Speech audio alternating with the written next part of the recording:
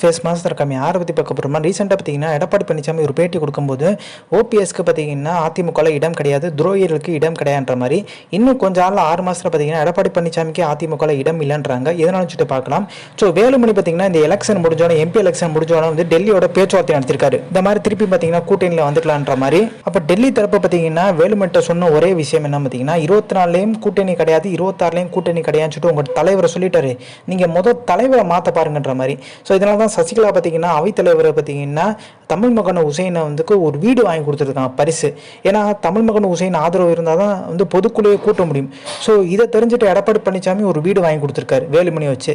So எப்படியாச்சும் இந்த 6 மாதத்துக்குள்ளே பார்த்தீங்கன்னா எடப்பாடி பழனிசாமி ஏதோ ஒரு வழக்கில் சிக்கல் வந்தால் கண்டிப்பாக தமிழ் மகன் உசைனை வச்சு சசிகலா பொதுக்குழு கூட்டி அவங்க வந்து நினச்சதை பார்த்தீங்கன்னா சாதிப்பாங்கன்ற மாதிரி வந்து இப்பயே பேச ஆரம்பிச்சிட்டாங்க. எடப்பாடி பழனிசாமிக்கு இன்னும் 6 மாதத்து சிக்கல், அவரே கட்சியில் இருப்பாரா இல்லையான்ற மாதிரி ஒரு சிக்கல் பார்த்தீங்கன்னா இன்னும் அதிமுகவில் நிலவிட்டு தான் இருக்குது. ஸோ இந்த இன்ஃபர்மேஷன் பிடிச்சா like, share, subscribe. Thanks for வாட்சிங் திஸ்.